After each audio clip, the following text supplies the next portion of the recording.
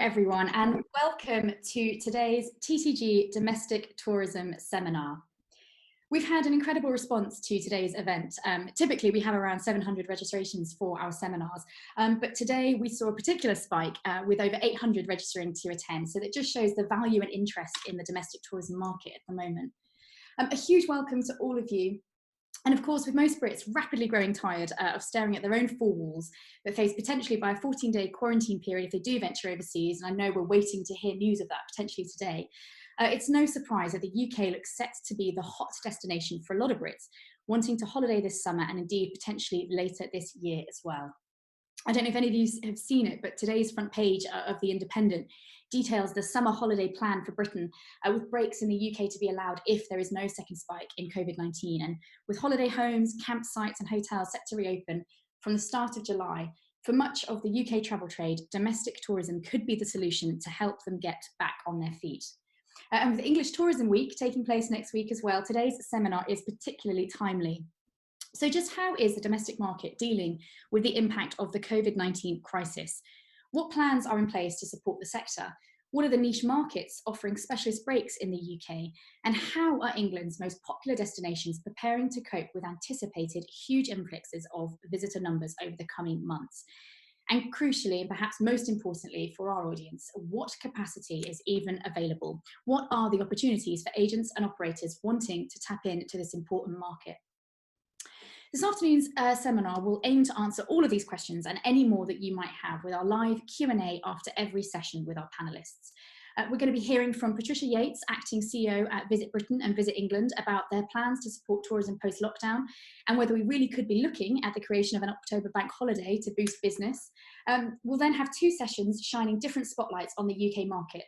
TTG Luxury Editor April Hutchinson will explore the opportunities for creating luxury, multi-gen and celebration breaks, while TTG Group Editor Pippa Jacks will speak with specialist operators about the opportunities for small group and private tours who explore more of the British Isles.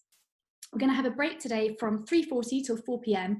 And we'll be returning at 4 for our last session of the day, where we'll be speaking with three of England's most popular destinations about capacity, managing visitor numbers, and how the regions plan to cope with social distancing measures and safety issues post-lockdown. Before we begin today, as with our previous seminars, we are asking delegates to consider making a donation to attend this afternoon's event, to help us as a business continue providing online seminar content such as this. We are going to be donating 20% of all contributions to NHS charities together to support staff and volunteers that are working so hard to care for COVID-19 patients during these challenging times. If you do wish to make a contribution, visit ttgmedia.com/contribution. A huge thank you to those who do so, and I know many of you have already, so a huge thank you to you as well. Just a few other housekeeping bits before we begin. The seminars have all been pre-recorded as before, but they do all feature up-to-the-minute advice. We make sure that they are recorded as late as they possibly can be. And we will be conducting the live Q&As after every session. So please can I ask you to use the Q&A function at the bottom of your screen rather than the chat function to ask your questions. Chat's great just to put helpful links in, to say hello to each other, but the Q&A function is what we'll be using for the questions. For those of you who are fans of Twitter, we always welcome any social media love. Please do feel free to tweet about the session using the hashtag TTGSeminar. And as before, we will be making these sessions available on ttgmedia.com. So do keep an eye out for them from tomorrow onwards. Now on to our first session of the afternoon. Here to give an overview of the tourism market in Britain, offering insights into the impact on the industry from the COVID-19 pandemic, while also explaining the plans in place to support the tourism sector post-lockdown, it's Acting Chief Executive of VisitBritain and VisitEngland, Patricia Yates. Well, thank you, and I really appreciate the opportunity to be here. I'm going to talk a little about our response to COVID-19, so both as tourism and as an organisation. And so let's go back to the start of the year. I mean, at the start of the year, we were looking at a pattern of growth. We were looking at inbound tourism being just shy of 40 million for this year and worth about 26.6 billion pounds to the economy. And all that has changed, hasn't it? And I think it's important to remember those metrics of tourism. So an industry that's worth about 126 billion to the economy. And the really crucial thing at the moment is a jobs creator, so employing over 3 million people right across the country. And that's just under 10% of all jobs. And what we're uniquely seeing at the moment, and I haven't seen in my time living through crisis, is not just a collapse of demand, which you normally see in a crisis, but a collapse of supply as well. So these metrics of tourism are really important, because our job is not just as in normal to run marketing campaigns, persuade people to come, persuade people to visit. We have to think about, how do we rebuild the industry? How do we start that industry again? All those 200,000 SMEs, so that we don't lose the sort of quality and flavour of British tourism. It is the case that tourism has been one of the first and hardest hit sectors of the economy. Inbound and outbound cash flow dried up instantly, isn't it? I don't need to tell you that. And it's probably the case that tourism is going to be one of the slowest industries to come back to growth. And we can see that on current government plans, if all goes well. Hotels can start opening from July the 4th. I've just been on a call with hotels where they're talking about a very slow reopening, and indeed talking about 15 to 30% occupancy, and really a slow build over 6 months to get it to around that 70%. When you look at the numbers, they are stunning. And I have to say, every time we do an economic forecast, what we thought was mid-range becomes best range. But where we are at the moment, we're talking about a £15 billion drop in inbound tourism. We don't think we're going to see much inbound tourism this year. And if government announces quarantine, that will certainly impact that. And domestic tourism, an industry that's worth about £80 billion, we would expect to see a £22 billion drop in that. That does factor in a sort of slower opening and social distancing in properties, but obviously the July the 4th opening assumes everything goes well. So we have to wait and see on that as well. I think the other thing that is really worrying us, and the sort of unusual thing, normally at the crisis you talk about pent-up demand, everyone will want to come back. And certainly in SARS, we saw tourism bounce back by the end of the year. It's normally a really resilient industry. But particularly in Britain, where we have listened to a very clear government message, there is a real uncertainty about travel, much more so than with other destinations. So if you look there, 19% believe they will holiday domestically in the next 6 months. 43% of Italians think that. So a huge difference in British consumer sentiment from sentiment of other destinations. And also you can see that playing out as well in destinations that are actually putting signs up blocking roads saying, we do not want visitors now. So there is a big job to be done there, not just in getting places open and promoting them, but reassuring people that it's socially responsible to travel, that it's fine to travel, and giving them some sort of confidence that what they're going to is COVID-free. And we've been having conversations with lots of trade bodies about doing a sort of quality standard. I know Portugal has done something very similar, always pinch the best ideas, and looking at sort of an online training, clear guidelines from the trade bodies, online training that then businesses can do, and they then have a sign that they can display. Because the people most likely to take a domestic holiday are older people and families, and the people who are most risk averse are older people and families. So there's a job of reassurance to do there.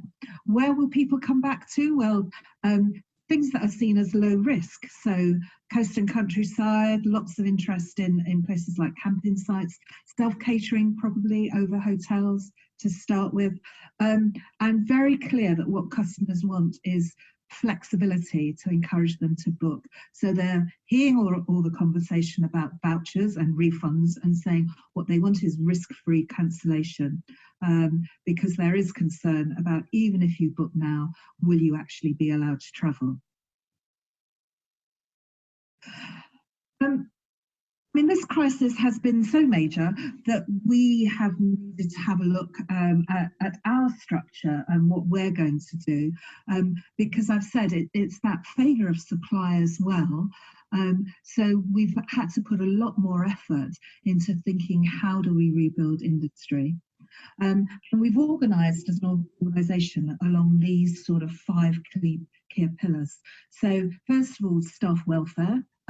As a government agency, we're not allowed to furlough because it would be 2 lots of government money. But we are, of course, working at home globally. We have people in 20 international markets. So, for example, our Chinese staff have been working at home sort of since the end of January. So we've been in this for a while. And if you look around, it doesn't look that people are going to go back to offices anytime soon, does it? So thinking about our workforce, some people love working at home. Younger people find it really difficult. People with children are finding they're teaching as well as trying to do a job. So, so we put that as our first priority. Advising government, I would honestly say that I have never seen that interface between industry and government be as active as it is at the moment. We run weekly sessions on TIER, which is a tourism industry emergency response group. Government and government agencies come to that, and industry trade bodies mostly come to that. There has been a real discussion. The minister's coming in every other week. There is a tourism industry council.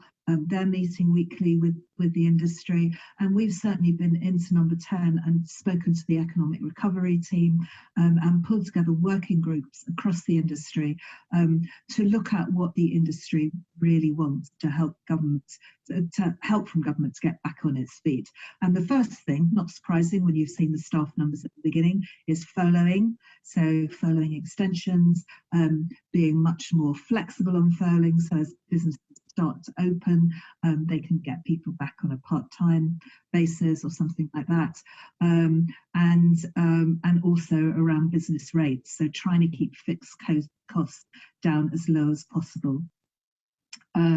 Supporting the industry, so I think our particular challenge is those 200,000 SMEs. So how do you make the government support packages accessible to them?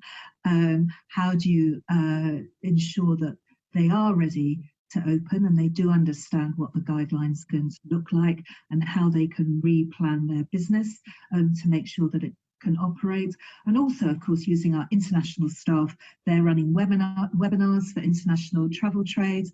They are making sure that they're keeping in touch with international buyers so that when the time is right, we are ready to sell Britain in international market. And then recovery planning. I think we're taking a very realistic view that this year, to get the industry back on its feet, we're going to need a real push of domestic visitors. I've already said that domestic sentiment is a bit worrying for us in that area. And also our structure. We have £1 million promote domestic marketing. Domestic marketing isn't something that receives enormous favour from the Treasury because they think of it as substitution. If people didn't go on holiday in this country, they go and spend their money in B&Q, and does it really matter? So we have to make a strong case that if you want that £127 billion industry back on its feet, you need to get people travelling domestically, and for that you're going to have to offer a campaign of reassurance. So some thought about government messaging around there, but actually promote places and promote not just the honeypots, but promote some of those lesser destinations in Britain that really would welcome visitors. And then, of course, business continuity. How do we keep going as an organisation? How do we keep the lights on, literally? So this is the sort of areas we're working on during the lockdown and crisis. Economic modelling, showing government what the impact on tourism would be, and also we've been doing a lot of surveys among businesses.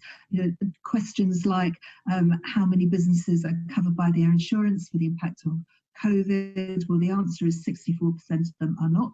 I think at the beginning government hoped that insurance would pick up a lot of the losses. That actually hasn't been the case. Marketing and messaging, using our own channels now, so we're not spending a lot of money, but this is about social media, websites, being in markets and talking to consumers and doing quite a soft messaging, actually, doing things like British films, British foods, to really keep the idea of coming to Britain running in people's minds. Our international team's hugely valuable to us in feeding in what other countries are doing, what other tourist boards are doing, so that we're making sure that when markets are ready, so when the health situation is right, when borders are right, that we can go into different markets flexibly and adapt our approach to the market. Industry advice and support. We have a product development fund called the Discover England Fund, and the government allowed us to repurpose some of that to give to destination management organisations, because the corollary was that the DMOs that had gone out and got private sector money, which tends to be the most efficient DMOs, actually found the private sector couldn't contribute, so they were ones being hardest hit. And so we were able to give a small amount of money to help them with the furloughing of staff. And then running tourism industry emergency response groups, as I've said, we've been running that for some time. We're issuing a daily update to the members of that. And keeping the importance of tourism in the media, I gave evidence at a select committee on days of the week merged, don't they, on Tuesday, and we've had a lot of coverage coming from that. I think it's important with governments that you shape an environment in which it makes it easy for them to make the decisions that really help the industry. And then looking forward to recovery, which we would hope will start in Britain sort of from July the 4th, looking at, again, monitoring customer sentiment. So now the lockdown has started to ease, we will see the domestic market being more interested in travel, or still that very cautious approach, looking at international markets and seeing who's got the appetite to travel, as well as which airlines are putting on flights, so can people physically get here. Continuing to advise on policy measures. Actually, closing down an industry happened overnight. Getting an industry back on its feet, likely to take a lot longer, and with quite complicated guidelines, both to enforce social distancing and to get infection control right. I think a lot of advice needed for small businesses in particular. Marketing, we would expect to be up and running with the domestic campaign to align with businesses open, probably starting with that message of reassurance first, and hopefully with the quality standard up and running for July as well. The international teams helping us plan when we're ready to go in market, and working with UK businesses to help them build a roadmap of when they're going to be able to get back into international markets.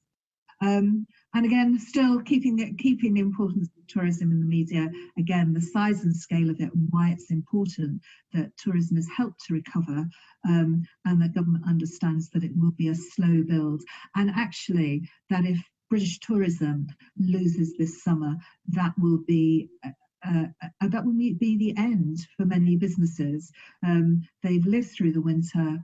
In Britain, you make your money in the summer and you survive the winter. So if businesses don't get that summer period, a number of them just won't survive. And you may have seen that one of the ideas that the industry has floated, not us, the industry, is the idea of having an October bank holiday to coincide with half term, to enable people to travel, and also to help in that messaging about extending the season. If the season isn't going to start till mid-July, that means we've lost from Easter already. So can we shift it, hope for a good September and October, and really work to encourage people to travel at that time.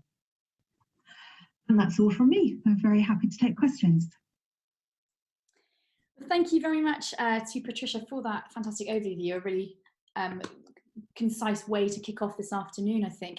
Patricia is now going to be joining us for the live Q&A. We've got some questions coming in, which is fantastic. Just a reminder to all delegates, please do use the Q&A function rather than the chat function, if you can, to direct your questions to us. I see Patricia's just joined us. Welcome, Patricia. Thanks so much again for joining us today. Hello, can you see me? We can see you. We can see you. I can't see me, which is very strange. Oh no, if you click gallery view, that might help. But Right. Patricia, just to kick off the discussion, just to elaborate a little bit more, if you wouldn't mind, about this quality standards mark. I think it's really interesting, and I think it's a fantastic way of reassuring people, who might still have concerns about wanting to travel. Can you just tell us a little bit about more how it will work, when it will be in place? I think you said July is the plan. Well, the industry is starting to open up from July. What we're seeing is that government setting principles, trade bodies are sort of working out the guidelines for their industry. So UK hospitality has led on that, and other sectors are now building that document. And then what we've said is that we will take those guidelines and do a sort of help business to do a risk assessment and an online training course. And as a result of that, there will be a mark that people can post on their businesses. So it gives that level of reassurance to customers that businesses have done COVID risk assessment and they do understand the new environment in which they're working. We've gone for sign off from the minister on that. We presented to them yesterday, so I would hope in the next few days that they make a call on it, because I do appreciate that the sooner we get this up and running, the better. But of course, we can't get it up and running until the guidelines are agreed, and those pieces of work can be being done simultaneously. And this point, so you're waiting for the ministers to sign it off. So you said it before about having these good conversations going on with government. I know much of the outbound travel sector have felt particularly frustrated that they're not being listened to by government. So it's heartening to hear that you have these good channels going on, and hopefully that ministers are receptive. I think it was quite telling. Yeah, I mean, and if I could just say, I mean, TIA, the Emergency Response Group, ABTA on it and ATO's on it. Noel has been weekly for some months making a good case about package travel regulations. Yeah. And in fact, Bays came along to the last one to listen directly. I'm not sure there'll be any change in policy, but government, I think, does understand the issues. Okay. This point about the October bank holiday, which I know got a lot of press attention this week. Obviously, it would be a fantastic boost for business. How realistic do we think it is that we might see this bank holiday in October? Well, I've got no idea, because I think it's a government call, isn't it? But astonishingly, because it came out of sort of the select committee presentation, so you don't expect to get media from that. But it was obviously a quiet day, and the bank holiday idea really got picked up with.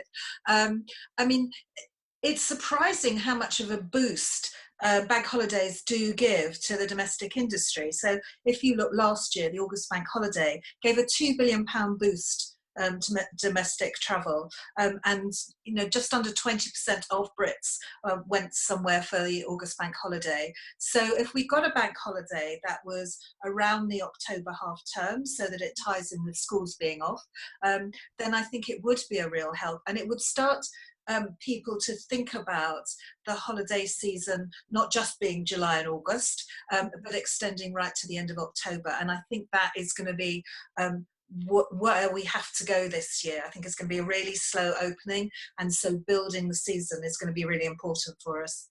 And really crucial to that consumer sentiment that you touched on before.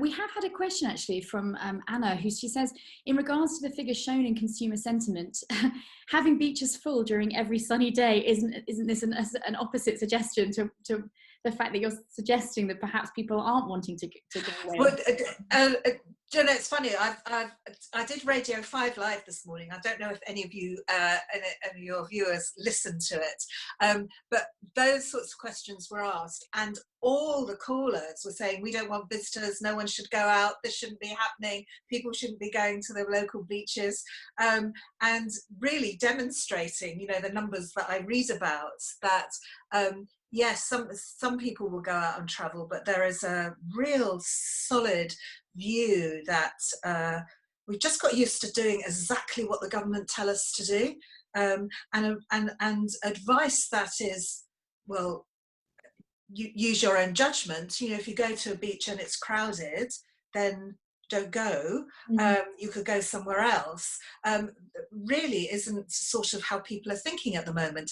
I think there is a lot that, you know, destinations and local government can do, and there is a real call on them to step up in how they manage their local destination. You know, so thinking about the pinch points like car parks and public toilets, does keeping them closed stop people coming, or does it mean that people are parking on the verges and getting even more interaction and being more awkward and difficult for local people? So so what can you do, and how can you sort of limit demand? You know, is that a question of putting electronic signs out saying the car parks are full and things like that? So, you know, what individual business is doing at the moment is really thinking about the changes they need to make to operate in a new environment. And I think destinations have to think that as well. And I know many of them, you know, are ahead of me and already thinking that. But how do you manage numbers in the sort of natural honeypots, and how do you steer people away to some of the quieter places where, you know, businesses are on their knees, they need visitors? And actually your point on the honeypots, we do have a session this afternoon, just a reminder to delegates that we are speaking to tourist boards in some of the most popularly visited destinations of England, where we'll be addressing those points. We've got a question from Mike Bevans. How will Visit Britain inform and influence government about opening up tourism so that one broad approach isn't taken? For example, a 100-bed hotel is very different risk to a 2-person glamping space. I guess the conversations you're having with government, how general are they, or are you kind of drilling? No, they are really specific, actually, and the ask from the industry has been very clear that government should set the principles, and individual businesses can then decide how they can work within it. I think there is a healthy debate going on, which government have heard, about how the current restrictions have impacted on open spaces. So, for example, ticketed outdoor attractions like parklands and gardens aren't allowed to open, and so places like the National Trust, who thought they would be responsible and think about limiting numbers, so it introduced a ticketing system, suddenly find they can't answer because they've fallen foul of that. It's now ticketed, so you can't go. And hotels, you know, many of those big hotels have been open during COVID, hosting key workers. So actually, on the hotel discussions I sit on, they've been saying actually they've learnt how to do it, and they've got really good experience from operating during this time. And of course, many of the big chains have got got health and safety consultants. They've got people in the building who can really help advise them on them.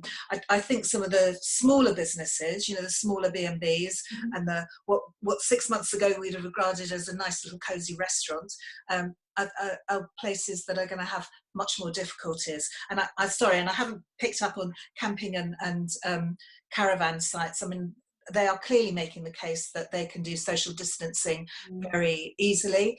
I sense from government a real caution about running this too hot, and let's guess they're seeing the same consumer sentiment as we are, and I think there was some concern that message moving from don't go out to a bit more of use your own judgments hasn't gone down particularly well. So I think government will continue to be cautious in the stages in which it goes through. Okay, thanks for that. We've got a question from Neil Basnett. I think he's probably speaking for quite a few of our audience here, where he's saying that as travel agents, we fully recognise this year is particularly important for domestic tourism. He says the problem is that too few companies work with the travel industry. For example, there are many companies that offer cottages or self-catering accommodation. Very few of them work with us and pay commission, he says. And I think that is a frustration for some of the trade. I know from some of the sessions that we'll be covering later on, perhaps there's been a shift in thinking, and that perhaps we might see new partnerships forged. Do you think that's fair to say? Or I think that is fair to say. I mean, if you think, and I think we're being realistic, that we're not really going to see much international travel this year, and you would need you need the markets to be right in terms of health and the borders to be open, so that knocks out many of our markets, and of course flights to be running as well. So I mean, I've been talking to, the Roman baths run on a 90% international model. And there are other attractions and museums and indeed hotels that absolutely run on that sort of model. They are having to completely rethink their model of how do they work with a domestic audience, and how do they attract domestic, and how do they put on socially distanced events that they can draw people in on. So I would say that this is a crisis and a real change of business model for people, so that there may well be opportunities there. I guess the issue with self-catering is going to be seen as fairly safe, so they're probably not going to need travel agents as much this year. And of course, goodness knows when theatres are going to open. So some of that business that was, about coaches and theatres and hotel packages, that all looks a bit difficult at the moment. I have no idea when theatres are planning to open. Yeah, I know there are certainly operators that we'll be covering later on this afternoon, actually, who do say that they want to be working more closely with the trade, and certainly tourist boards as well, which we'll be covering later on. We've got a question here who just wants a little bit more detail about this quality standard mark. They say, can draft guidance be made available? Accommodations need to start planning. Yes, UK Hospitality are sharing, holding the ring on this, and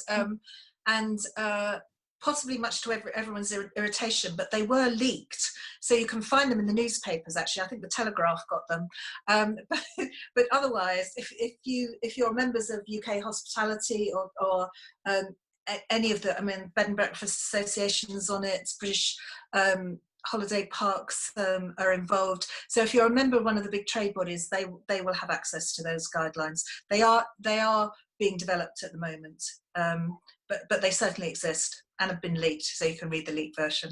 Fab. All right, thank you. That's helpful. We've got a question from Kirsty Duncan here. I think she's probably speaking for a lot of the UK. She says, are VisitBritain doing anything to encourage the UK government and devolved governments to have more of a consistent plan to relax lockdown rules? It's causing a lot of confusion that the 4 nations are all doing different things, and it seems likely this will stifle domestic tourism. We found that as a struggle just planning the content for this, because we had to be mindful that there's different rules at the moment. No, absolutely. The political reality is that tourism is a devolved matter. So I can tell you that the tourism ministers are speaking regularly, and they get on very well, but it is an area where governments can make decisions, and sort of we share your pain, because we're promoting Britain, and we've got different rules in in the different countries, and internationally that is just a mess. People just don't understand what they will regard as different regions of a country, of a nation that they would visit as a whole, that they will have different restrictions there. So nightmare for us too, I must say. Yes, and it would be good if they were in lockstep. I think there is a hope that will, as the stages progress, the lockstep will join up again. But certainly at the moment, it's pain, isn't it? Yes. Yeah, and it's tricky for anyone trying to plan. Not easy for anyone. We've got a question from Danny Crow, just on the coach side. So, and I know we've had questions at TCG on the coach tour operator side. They said, as a coach tour operator for a more mature audience, we've heard very little about this sector. Is UK touring on your agenda? So are you speaking on behalf of the coach touring sector as well? Yes, and again, they're on tier.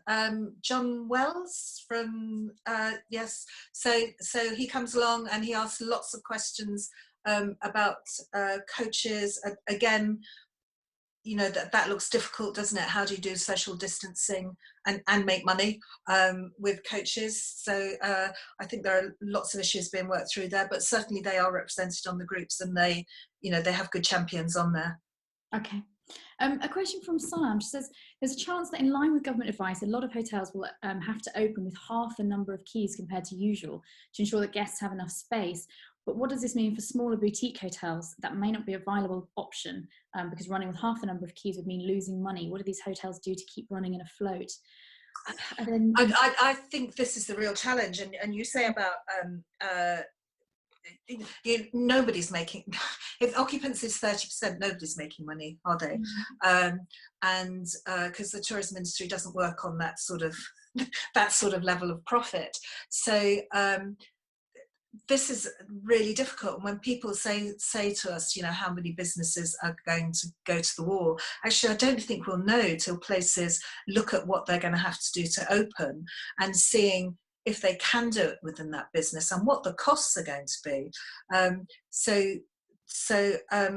I have no easy answers. I think it's absolutely understood, and perhaps some of the bigger companies can think they just want to get open, they want to get their name out, and they'll run with not making a profit. But if you've had all these months without any cash flow coming in, how can you possibly do that as a business?